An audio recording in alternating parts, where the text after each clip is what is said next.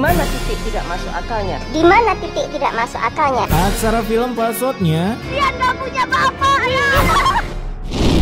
Sebelum cucunya Agem dilahirkan, ada bapaknya dulu yang udah menjalani kisah kehidupannya yang baru aja dikik dari tempat kerjanya sebagai builder tukang memberi paham. Makanya ketika melahirkan Kak Gem, ia selalu berkata paham. Dikala kesedihannya, Michael rupanya memiliki 2 orang anak yang sangat sayang dengan keluarganya sampai memotivasi Michael untuk bekerja lebih keras. Assalamualaikum. Bapak kebetulan udah pulang. Pak, sekarang kita ke dealer, ya. Itu dia. Randy dibeliin motor, berarti Kintan juga boleh dong beli-beli handphone, baju, kosmetik. Satu anak beban aja udah bingung anjing, ini dua-duanya kagak ada yang bener. Di sana Michael pun memberi kejutan untuk anaknya kalau sekarang ia sama seperti mereka yang memiliki kegiatan pengangguran tingkat ekstrim akibat di PHK. Namun meskipun udah disurpresin dengan kata-kata seperti itu, 2 begundal ini tetap meminta uang untuk beli motor dan juga HP. Masih, Pak. Iya, Bapak. Malam harinya ketika Michael menyisihkan uang untuk biaya kehidupannya meski setengahnya udah ditilep oleh anaknya, berderinglah sebuah nada dering Asia Hidayah yang memberi kabar kalau Guna anaknya telah mengalami kecelakaan akibat kebanyakan freestyle di jalan dengan motor barunya. Buset dah, baru aja tadi beli motor. Alhasil si Michael langsung OTW rumah sakit untuk melunasi biaya perawatan si anak beban ini yang nominalnya membuat pesangon Michael ketar-ketir ketika melihat angkanya. Masya Allah. Dimana dengan sisa uang pesangonnya, si Michael terpaksa melunasi biaya rumah sakit agar si Guna bisa segera ditangani. Sekalian Michael memilih dokter anti kematian agar kata-kata saya sudah berusaha semaksimal mungkin tak keluar dari ruang pasien. Ya elah, nggak usah dilunasin lah pak, lumayan hilangin satu beban. Nah, sehari setelah dipulangkan, si anak beban kehidupan ini pun sangat membebankan. Bahkan ketika disuruh makan pun, ia minta disuapin akibat lagi asik bermain Mobile Legends bersama komplotan beban keluarga yang lainnya. Ren ini lagi main game, Pak. Bentar lagi Ren naik level. Pala bapak kau naik level itu baru aja mulai anjing. Merasa kasihan dengan anaknya, takut kena bully karena AFK yang berujung Guna kena pelanggaran akibat berkata kasar setelah musuhnya berkata segitu doang. Easy kids. Si bapak pun terpaksa memberikan suapan kematian untuknya, bahkan si Guna juga berkata minta uang pakai beli kuota, akibat kuotanya udah habis setelah kemarin streaming film memakai VPN. Film apaan tuh? Lagian udah segede gaban gini, masih jadi beban keluarga anjing. Setelah memberikan suapan kematian, kini Michael pun mencoba mencari info loker dan kebetulan ketemu dengan temannya yang bekerja di MK Jack apalagi dah, Mahkamah Konstitusi. Alhasil temannya pun memberikan info loker untuk gabung di komunitas MK Jack yang begitu solid. Karena jika salah satu dari mereka kena masalah, maka siap-siap pasukan satu komunitas siap menyerbu layaknya organisasi Sherlock tak parani. Tapi anehnya saat udah gabung, kemarin temannya pakai jaket ojek warna biru hitam, si Michael malah orin. Ini ceritanya kolaborasi MK Jack sama Sopiput kah? Sehari mengojol, si Michael pun mendapatkan pelanggan yang ternyata adalah teman anaknya yaitu Kintan. Jadinya si Kintan yang takut identitas orang tuanya diketahui yang berasal dari keluarga BPJS biaya hidup pas-pasan jiwa sosialita. Ia pun langsung masuk ke dalam toko baju agar tak dilihat oleh bapaknya. Si Michael kenapa kagak kerja jadi kurir Shopee aja sih? Biar bisa kembaliin anaknya ke gudang. Nah, ketika nongki di markas perojolan, para temannya pun udah dapat orderan, sementara Michael belum akibat ia tak menggunakan aplikasi tuyul. Begini caranya, kalau mau dapat uang gede, baru sampai langsung dapat. Sehingga ia pun harus sendirian di markas ojol. Makanya pak, curang. Peraturan dibuat untuk dilanggar bos. Merasa tak dapat orderan karena teman-temannya pada nge-cheat, Michael pun memutuskan pulang, tapi di depan rumah udah disambut oleh 2 anak kematian ini yang udah kelaparan ingin makan. Jadinya mereka minta uang pakai beli restoran, nggak mau nasi padang. Ya sudah, beli nasi padang aja. Kita tuh maunya restoran, Pak. Beginilah guys, kalau orang kaya gabut, lapar dikit restorannya pun dibeli. Tapi pada ya Michael yang cuman ngasilin uang 50.000 doang membuat cangkem anaknya pada berbacot saling bergantian. Melihat kekisminan ada di jiwa bapaknya yang bahkan nantinya beli kuota HP untuk sekolah pun mereka kagak bisa. Udah segede gaban gini sekolah apaan anjing? Gak naik kelas berapa kali dia cuy. Keesokan harinya saat mangkal kedua, akhirnya si Michael bisa pecah telur sebelum temannya, tapi aduh. Tolongin saya pinjam uang 500 dulu. buat nalangin. Buset, ngorder makanan apaan anjing 500.000? Beruntung temannya memberikan suntikan dana untuk nalangin karena Michael yakin ini bukan orderan fiktif. Anjas, sudah ke opening sinetron aja cuy. Namun ketika Michael tiba di lokasi dengan barang orderannya... Assalamualaikum. Lah, ini pasti orderan fiktif lagi nih.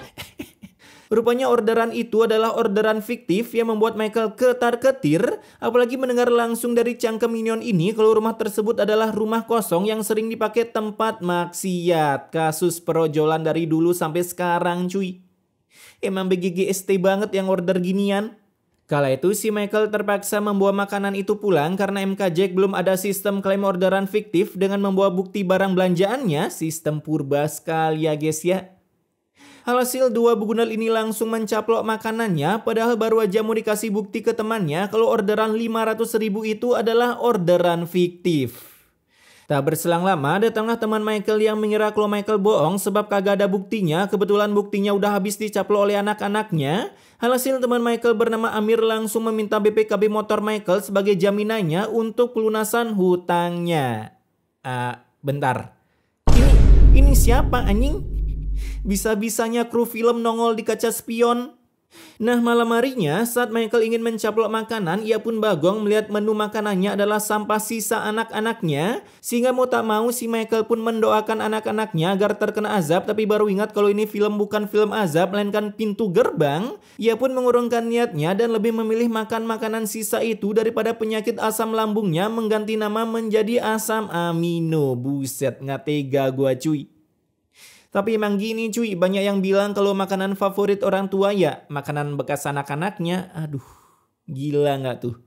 Keesokan harinya saat akan OTW mengojol datanglah Guna yang minta uang pakai top up diamond. Tapi apa daya si bapak cuman memberikan uang 30.000 padahal Guna ingin membeli skin Starlight Perangko. Hasil Guna pun langsung mengambil sisa uang di dompet bapaknya yang padahal baru aja ingin dipakai beli bensin. Kemudian karena nggak bawa uang, saat Michael dapat pelanggan, motornya pun tiba-tiba mogok kehabisan energi kanuragan.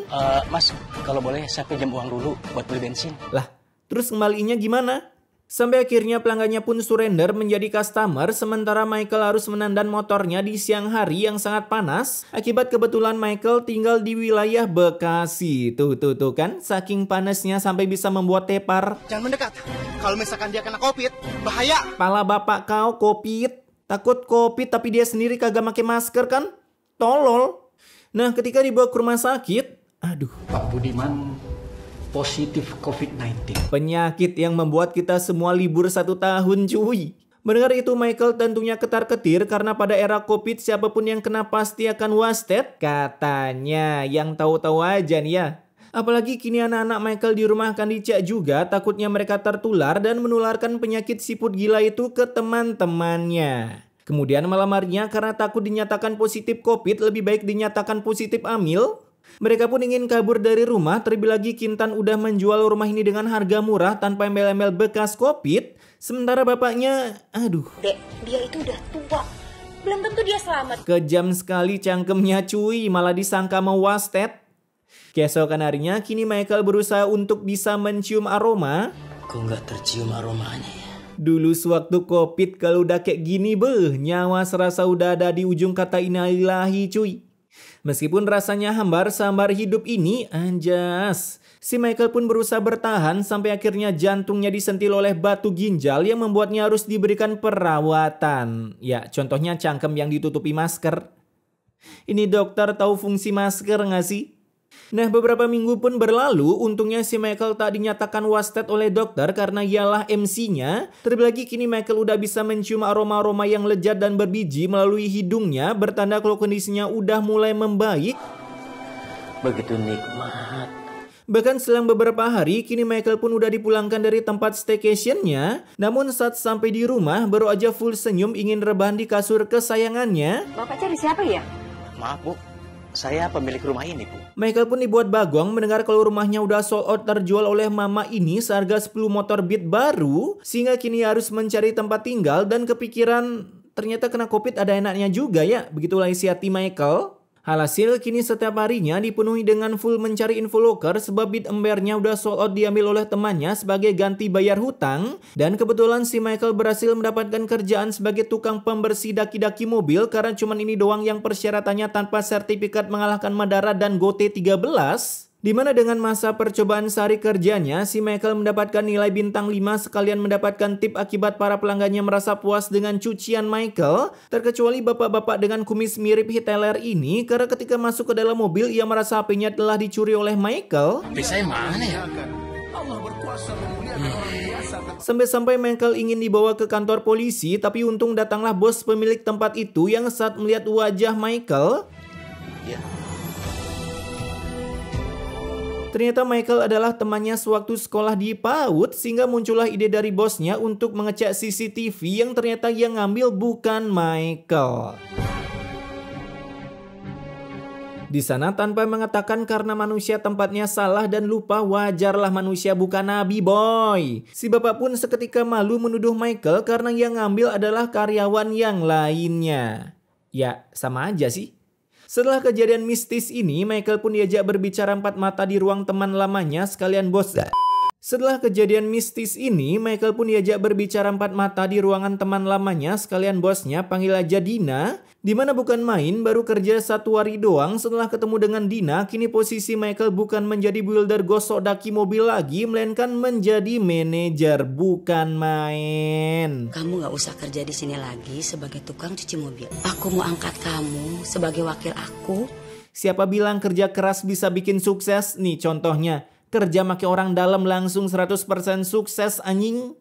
Mendengar itu, Michael pun ketar-ketir sampai pikirannya kebayang ingin memilih janda spek yang seperti apa karena gajinya sekarang pasti 2 digit. Kemudian besoknya Michael pun sah dilantik menjadi manajer yang langsung menghandle bapak berbaju hitam ini, padahal kemarin beliau yang nerima Michael kerja, ngecit jabatan.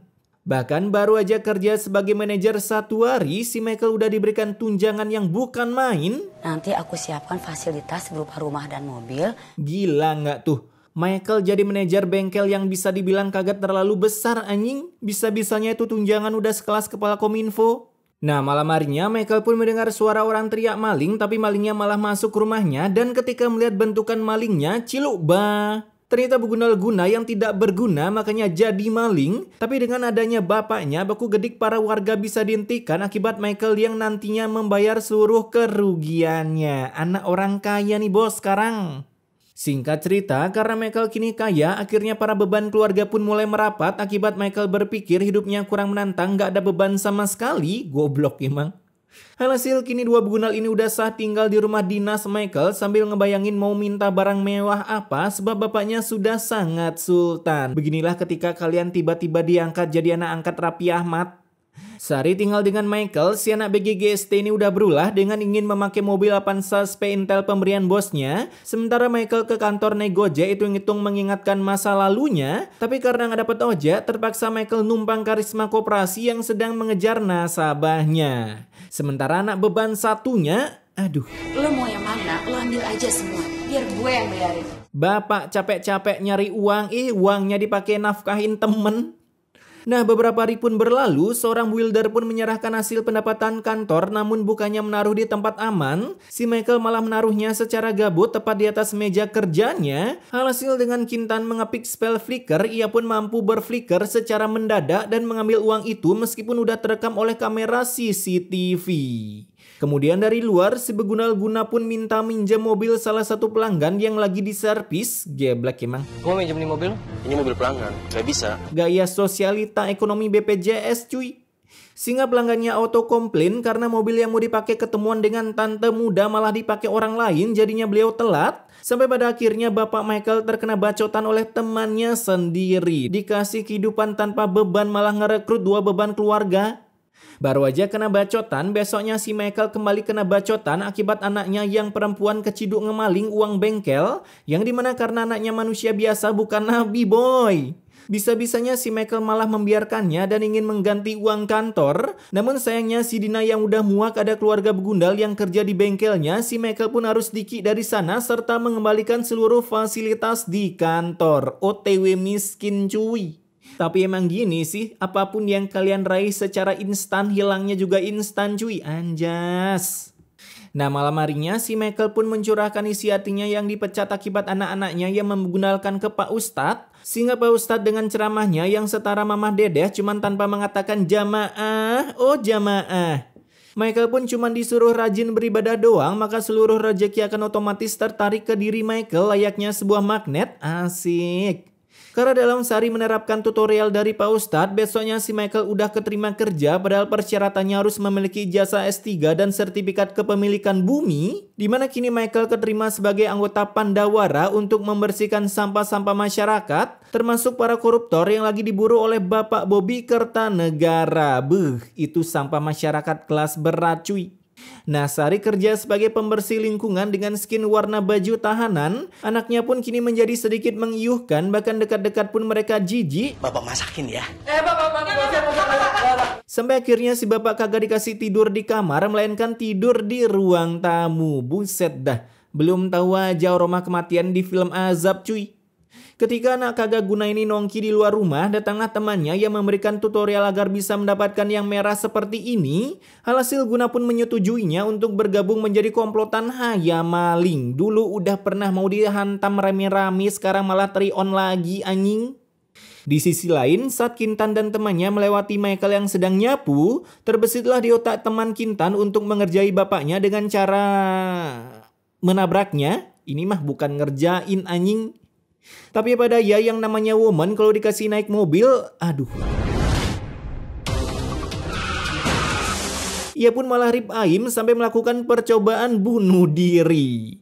Nah malam harinya kesialan pun juga datang ke Guna karena ia berhasil keciduk dan diberikan tumbukan oleh para warga yang lalu berakhir di kantor polisi. Sehingga saat Michael lagi menunggu sang dokter mengatakan saya sudah berusaha semaksimal mungkin, ia pun harus menyiplir ke kantor polisi dulu buat jenguk anaknya sebelum diberi paham oleh penghuni lapas permanen. Meskipun ujung-ujungnya semua ini disalahkan ke si Michael. Kenapa ini bisa jadi begini? Semua ini karena Bapak. Lah, salah siapa yang maling anjing? Beberapa hari kemudian sesuai kata-kata gua, Tiba-tiba ini dipukulin sama napi-napi lain, Pak. jadi samsa hidup cuy. Tapi pada ya si Michael tak bisa berbuat banyak dan malah mensupport para napi untuk terus memberikan paham ke anaknya agar saat lepas dari kandang bisa menjadi manusia berbatang yang berguna dan tentunya tidak nyalek.